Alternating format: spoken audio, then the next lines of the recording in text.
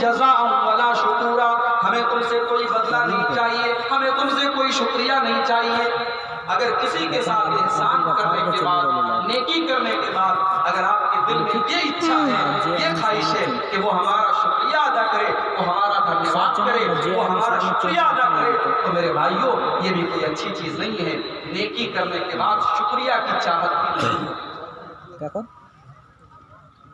تو اللہ کہہ رہا ہے کہ مقابلہ کرو، کمپٹیشن کرو جنت کے لیے اور اللہ کو راضی کرنے کے لیے، اللہ کا معافی۔ اب اللہ تعالیٰ جنت کے بارے میں بتا رہا ہے کہ جنت کیسی ہے۔ وَجَنَّتٍ عَرْضُهَا السَّمَاوَاتُ وَالْأَرْضُ، اے میرے بندو تم ایک دوسرے سے کمپٹیشن کرو اس جنت کو پانے کے لیے جس جنت کی چوڑائی زمین و آسمان کے برابر ہے۔ آج ہرن پور میں کوئی مہنگی زمین بک رہی ہو اور ہمارے پاس پیسہ ہو، ہم سوچتے ہیں کہ جلدی سے وہ زمین لے لیں تاکہ انویسٹمنٹ ہو جائے، تاکہ وہ لمبی چوڑی زمین ہمیں مل جائے۔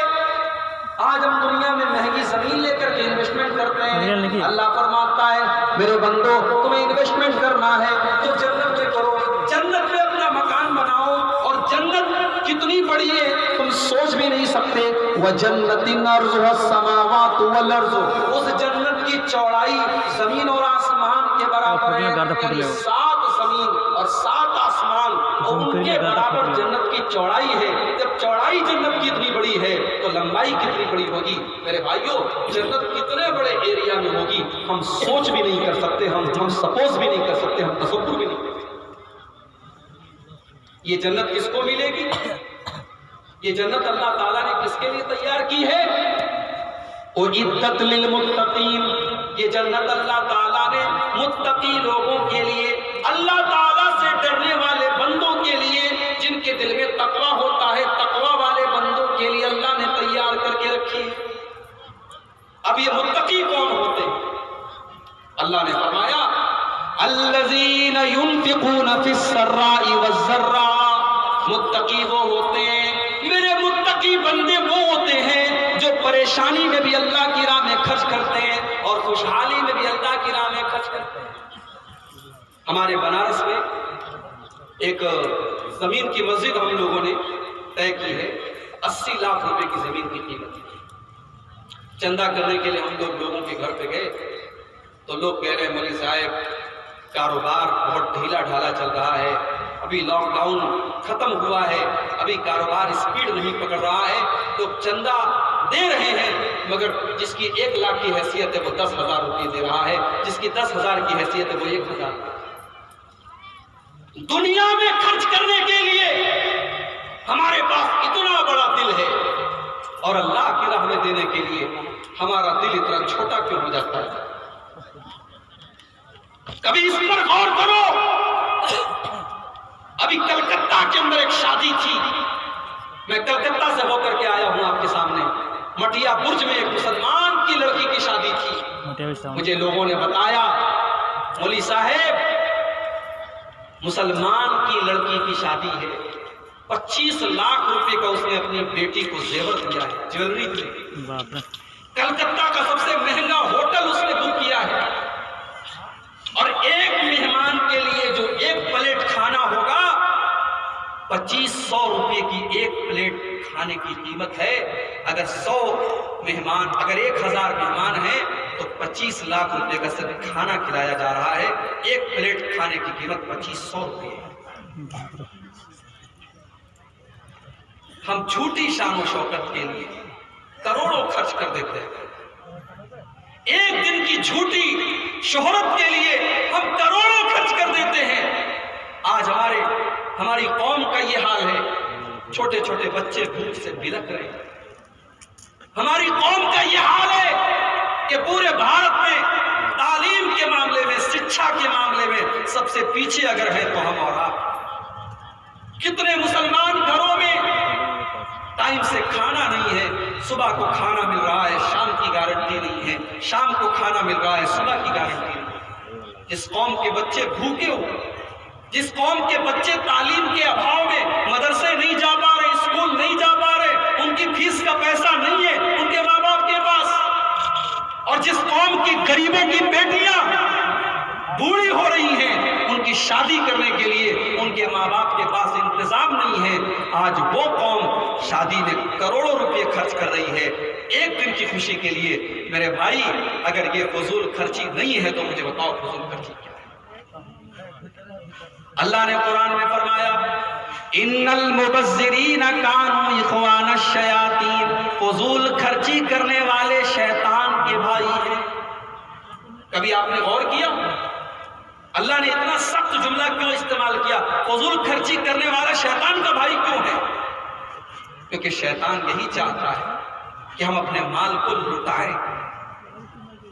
ایک آدمی جوا کھیل کے پیسہ کما رہا تو اس کو آرام سے اس نے جوئے میں 1 لاکھ روپیہ جیت لیا، تو اس پیسے کی اس نے محنت کر کے تو کمایا نہیں ہے، تو وہ 1 لاکھ روپیہ جو اس نے کمایا ہے وہ شراب پی کر کے الٹی سیدھی چیزوں میں خرچ کر دے گا، وہ 1 لاکھ روپے جلدی سے اڑا دے گا۔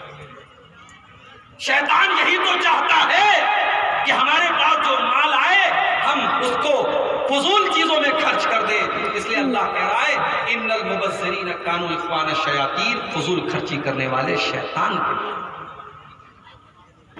اللہ کے متقی بندے وہ ہیں الذین ينفقون فی السراء، وہ لاک ڈاؤن میں بھی وہ اپنے پیٹ کے ساتھ ساتھ اپنے دوسرے غریب بھائیوں کے پیٹ کی بھی چنتا کیا کرتے تھے۔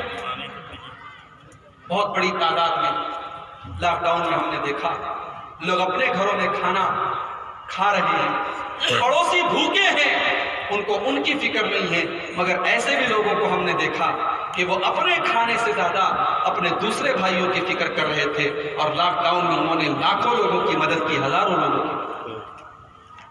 تو میرے بھائی، اللہ کے نیک بندے پریشانی میں مشکل میں بھی اللہ کی راہ میں خرچ کرتے ہیں۔ ان کے پاس اگر کم ہوتا ہے تو ایسا نہیں ہے وہ اللہ کی راہ میں دان دینا اور چندہ دینا اور تعاون کرنا بند کر دیں۔ الذین ينفقون فی السراء والضراء، وہ سراء میں بھی خرچ کرتے ہیں اور ضراء میں بھی خرچ کرتے ہیں، وہ خوشحالی میں بھی خرچ کرتے ہیں اور پریشانی میں بھی خرچ کرتے ہیں۔ والکاظمین الغیظ، اور اللہ کے متقی بندے وہ ہیں جو غصے کو پی جانے والے ہوتے ہیں۔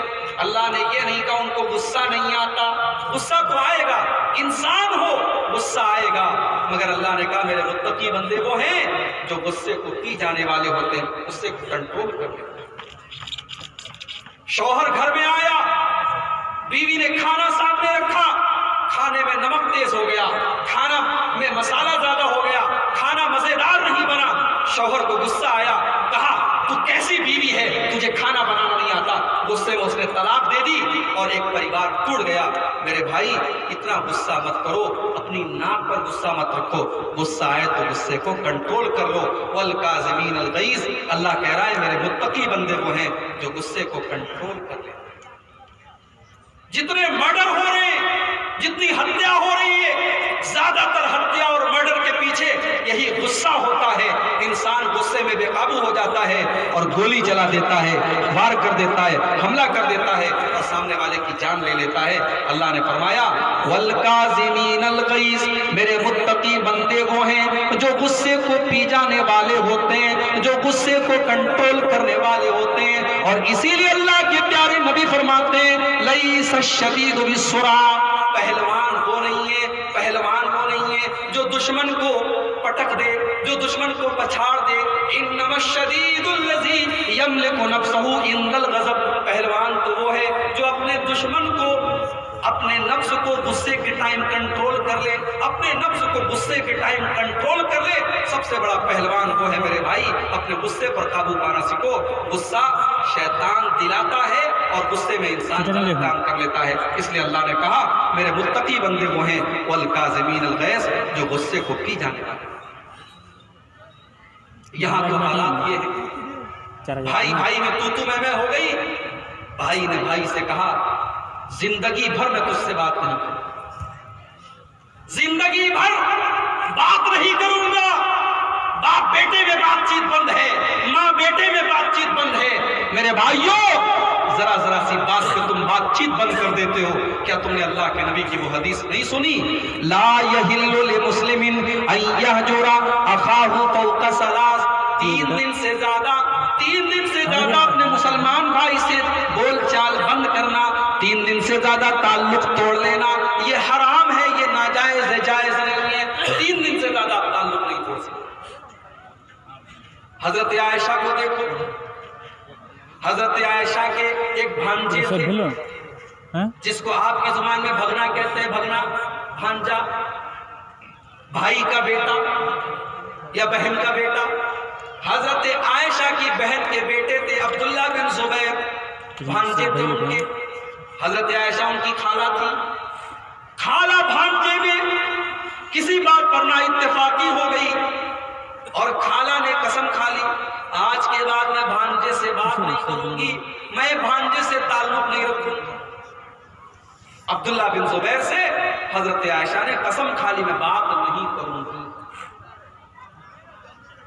عبداللہ بن زبیر کو احساس ہوا میری خالہ مجھ سے ناراض ہے، مجھ سے بات نہیں کر رہی ہیں، لیکن خالہ نے تو قسم کھا لیے اور خالہ تو بات کرنے کے لیے تیار بھی نہیں ہے۔ عبداللہ بن زبیر نے دماغ لگایا، کہا کہ میری خالہ کسی کی بات مانے یا نہ مانے، اللہ کے نبی کی تو بات مانتی ہیں، اللہ کے نبی تو دنیا سے جا چکے ہیں، لیکن اللہ کے نبی کے جو رشتہ دار ہیں ان کے ذریعے اگر میں سفارش کروں گا تو شاید میری خالہ مان جائیں۔ چنانچہ عبداللہ بن زبیر رضی اللہ تعالیٰ عنہ 2 صحابی کو لے کر کے آئے۔ یہ کون 2 صحابی تھے؟ یہ اللہ کے نبی کے نانیحال سے ان کا تعلق تھا، اللہ کے نبی کے ماموں لگتے تھے۔ عبداللہ بن زبیر نے 2 صحابی کو پکڑا اور کہا کہ میری خالہ مجھ سے ناراض ہیں، آپ لوگ ذرا چل کر کے بات کو بنا دیں۔ یہاں ایک مسئلہ یاد رکھو، 2 لوگوں کے بیچ میں جھگڑا ہو جائے تو کوشش کرو کہ صلح ہو جائے، آگ کو بجھانے کی کوشش کرو، آگ میں تیل ڈالنے کی کوشش مت کرو، زخم کو مٹانے کی کوشش کرو، زخم کو گریزنے کی کوشش مت کرو۔ 2 لوگوں کے بیچ میں اگر جھگڑا ہو جائے تو اللہ کے نبی کہتے ہیں صلح کرانے کے لیے اگر جھوٹ بھی بولنا پڑے تو جھوٹ بھی بول سکتے۔ جھوٹ بولنا بہت بڑا پاپ ہے، بہت بڑا گناہ ہے، مگر 2 لوگوں کے بیچ میں اگر جھگڑا ہو جائے تو اللہ کے نبی نے فرمایا لیس الکذاب الذی یصلح بین الناس، اگر لوگوں کے درمیان صلح کرانے کے لیے جھوٹ بولنا پڑے تو جھوٹ بولنا حرام نہیں ہے، جھوٹ بولا جا سکتا ہے۔ عبداللہ بن زبیر رضی اللہ تعالیٰ عنہ 2 صحابہ کو لے کر کے اپنی خالہ کے پاس آئے، حضرت عائشہ کے پاس آئے۔ حضرت عائشہ ناراض ہیں اور اپنے بھانجے سے بات چیت وہ نہیں کر رہی ہیں۔ بھانجا اپنی خالہ کو راضی کرنے کے لیے، ان کو منانے کے لیے 2 صحابی کو لے کر کے آیا ہے۔ دروازے کے باہر دستک دی، السلام علیکم۔ حضرت عائشہ نے جواب دیا، پوچھا کون ہو؟ کہا کہ میں فلاں ہوں، میں فلاں ہوں۔ عبداللہ بن زبیر کچھ نہیں بولے، جو 2 صحابہ آئے تھے انہوں نے کہا کہ ہم دونوں آپ سے ملنے کے لیے آئے ہیں۔ دروازہ کھل گیا، اندر پردہ لگا ہوا ہے، پردے کے اس پار حضرت عائشہ ہیں اور اس پار یہ 3 لوگ ہیں۔ جیسے ہی دروازہ کھلا 3 لوگ گھر کے اندر داخل ہوئے اور حضرت عبداللہ بن زبیر 2 لوگوں کو لے کر کے گئے تھے۔ ان دونوں لوگوں نے حضرت عائشہ کو سمجھانا شروع کیا، اے اماں عائشہ، آپ تو اللہ کے نبی کی بیوی ہیں، آپ کو تو مسئلہ معلوم ہے، اللہ کے پیارے نبی نے فرمایا کہ 3 دن سے زیادہ اپنے مسلمان بھائی سے تعلق توڑ لینا یا بات چیت بند کر دینا یہ حرام ہے۔ اے اماں عائشہ، آپ اپنے بھانجے کو معاف کر دیجئے، عبداللہ بن زبیر کو معاف کر دیجئے، اس کی غلطی کو درگزر کر دیجئے اور اپنے غصے پر کنٹرول کیجئے۔ ابھی یہ دونوں لوگ سمجھا رہے تھے، عبداللہ بن زبیر رضی اللہ تعالیٰ عنہ جلدی سے اندر گئے اور اپنی خالہ کے گلے لگ کے پھٹ پھٹ کے رونے، اپنی خالہ کے گلے لگ کے پھٹ پھٹ کے رونے لگے اور کہنے لگے خالہ جان مجھے معاف کر دیجئے، مجھ سے آپ کے بارے میں غلطی ہو گئی، آپ نے قسم کھا لیے مجھ سے بات نہ کرنے کی، میں آپ سے معافی مانگنے آیا ہوں، مجھے معاف کر دیجئے۔ حضرت عائشہ کہہ رہے نہیں میں معاف نہیں کروں۔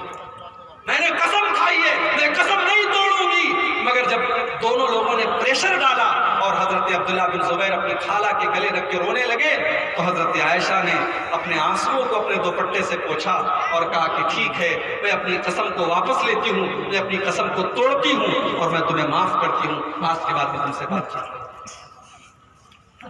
صحابہ بھی انسان تھے میرے بھائی، ان کے بیچ میں بھی جھگڑے ہوئے، نا اتفاقی ہوئی، مگر انہوں نے ایک دوسرے کو معاف کر دیا۔ والکاظمین الغیظ، میرے متقی بندے وہ ہیں جو غصے کو ختم کر دیتے ہیں، والعافین عن الناس، اور کسی سے غلطی ہو جائے تو معاف کر دیتے ہیں۔ بیوی سے غلطی ہو جائے معاف کر دیا کرو، بچوں سے غلطی ہو جائے معاف کر دیا کرو، ہر بات پر حساب لینے والے مت بنو۔ ہم رمضان کا مہینہ آگے آ رہا ہے، ہم رمضان میں شب قدر میں ایک دعا پڑھتے ہیں، اللہ کے نبی نے ہمیں وہ دعا سکھائی ہے، بڑی چھوٹی سی دعا ہے، اللہم انک عفو تحب العفو فاعف عنا، اے اللہ تو معاف کرنے والا ہے، معافی کو پسند کرتا ہے، اے اللہ تو ہمیں بھی معاف کر دے۔ ہم یہ دعا کرتے ہیں تو جب اللہ کو معافی پسند ہے تو میرے بھائیو ہم بھی معاف کر دیا کریں، اور لوگوں کی غلطی پر، ہر غلطی پر ان کی پکڑ نہ کیا کریں، لوگوں کو معاف کرتے ہیں۔ واللہ یحب المحسنین، اور اللہ تبارک و تعالی احسان کرنے والوں کو، نیکی کرنے والوں کو پسند کرتا ہے، نیکی کرنے والوں سے محبت کرتا ہے۔ لہٰذا نیکی کرنے والے بنو، احسان کرنے والے بنو، اپنی ذات کے ذریعے لوگوں کو فائدہ پہنچاؤ، اپنے پیسے کے ذریعے لوگوں کو فائدہ پہنچاؤ، لوگوں کا بھلا کیا کرو۔ اللہ کو بھلائی کرنے والے، نیکی کرنے والے، احسان کرنے والے لوگ پسند ہیں۔ تو کتنی کوالٹی ہو گئی؟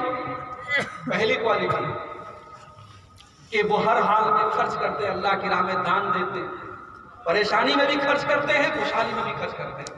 دوسری کوالٹی وہ غصے کو پی جاتے ہیں، تیسری کوالٹی وہ لوگوں کو معاف کر دیتے ہیں، چوتھی کوالٹی وہ احسان کرتے ہیں، اور پانچویں کوالٹی، پانچویں خوبی، پانچویں وشیشتا کیا ہے اللہ کے متقی بندوں کی؟ والذین اذا فعلوا فاحشۃ، جب ان سے کوئی گندا کام ہو جائے، جب ان سے کوئی غلط کام ہو جائے، والذین اذا فعلوا فاحشۃ، جب ان سے کوئی غلط کام ہو جائے، ذکروا اللہ، تو وہ اللہ کو یاد کرتے ہیں۔ گناہ ہو جائے، غلطی ہو جائے، اللہ کو یاد کرتے ہیں۔ اب یہ آج فروری کی 19 تاریخ ہے، آج سے 5 دن پہلے 14 فروری کی تاریخ تھی، پوری دنیا میں ویلنٹائنس ڈے منایا جا رہا تھا، اور ہمارا مسلمان نوجوان بھی اور ہماری مسلمان لڑکیاں بھی اس بے حیائی کے دن کو منا رہی تھی۔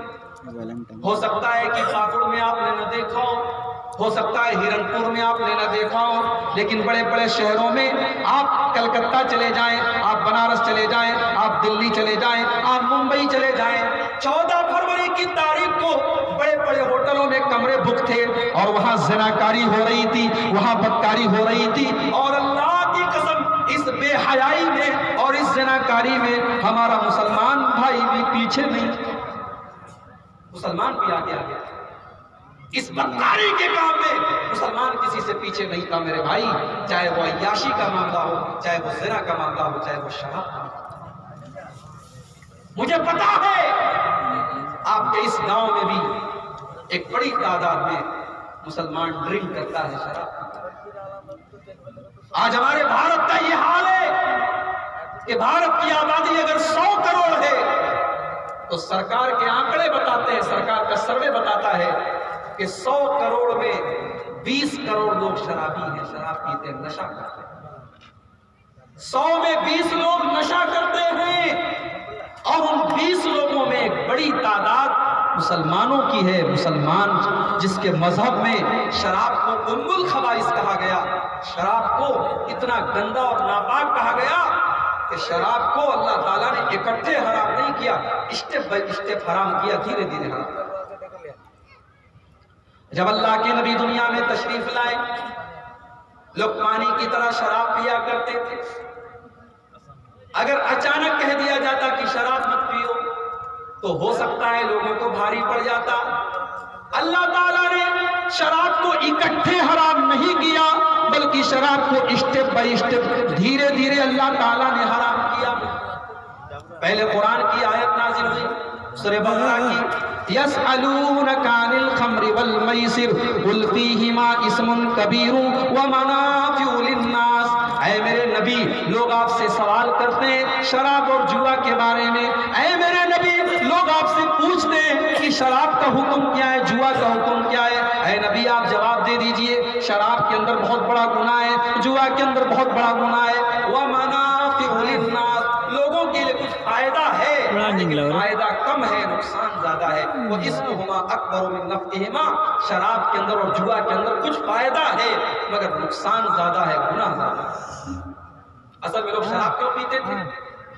شراب پی کر کے ان کو لگتا تھا ہمارے اندر طاقت آ جاتی ہے، ان کو لگتا تھا شراب پی کر کے ہم غریبوں کی مدد زیادہ کرتے ہیں، ایسے کوئی مدد مانگنے آتا ہے نہیں دیتے ہیں، مال کی محبت ہے، کنجوس ہیں، لیکن شراب کے نشے میں دھت ہیں، کوئی آیا چلو دے دو، نشے کے عالم میں غریبوں کی مدد کرتے ہیں، سخاوت کرتے ہیں، فیاضی کرتے ہیں۔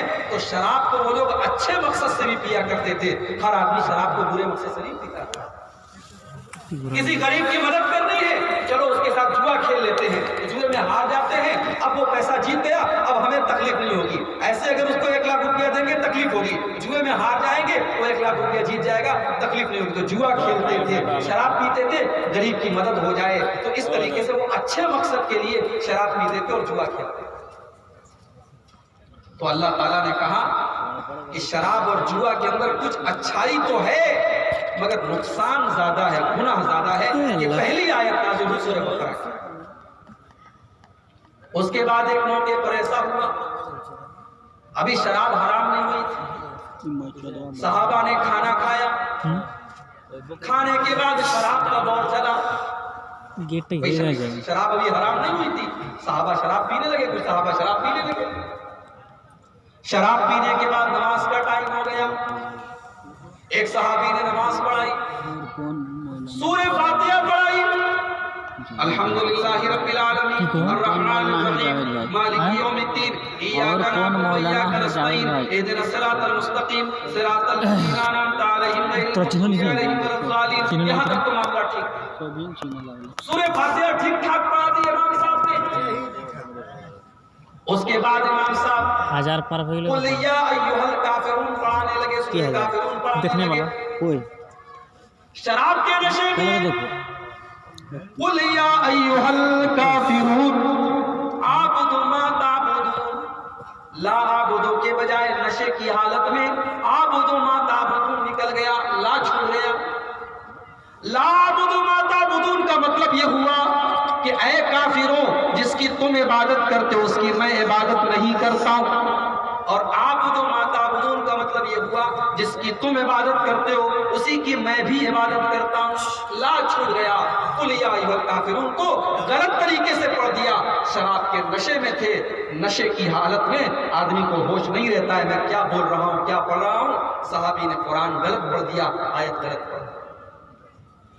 اب اللہ تعالیٰ نے دوسری آیت نازل کی، سورہ نساء کی آیت نازل ہوئی، لا تقربوا الصلاة وانتم سکارى، اے مسلمانوں تم نشے کی حالت میں نماز مت پڑھا کرو، تم شراب پی لیتے ہو اس کے بعد نماز پڑھتے ہو، نماز میں آیت غلط پڑھ دیتے ہو، لا تقربوا الصلاة، اب آئندہ سے اللہ حکم دے رہا ہے کہ کم سے کم تم نشے کی حالت میں نماز کے قریب مت جانا۔ ابھی بھی شراب حرام نہیں ہوئی، شراب کی نفرت تھوڑی سی دل میں پیدا ہو گئی، شراب کی تھوڑی سی نفرت پیدا ہو گئی کہ شراب اتنی خراب چیز ہے کہ اگر شراب پی رہیں گے تو نماز نہیں پڑھ سکتے، نماز کے قریب نہیں جا سکتے، تھوڑی سی نفرت پیدا کر دی گئی، لیکن شراب ابھی حرام نہیں۔ پہلے سورہ بقرہ کی آیت نازل ہوئی، اس کے بعد سورہ نساء کی آیت نازل ہوئی، اس کے کچھ دنوں کے بعد پھر سورہ مائدہ کی آیت نازل ہوئی، آیت نمبر 90 اور 91۔ اللہ نے اب شراب کو جب دیکھا کہ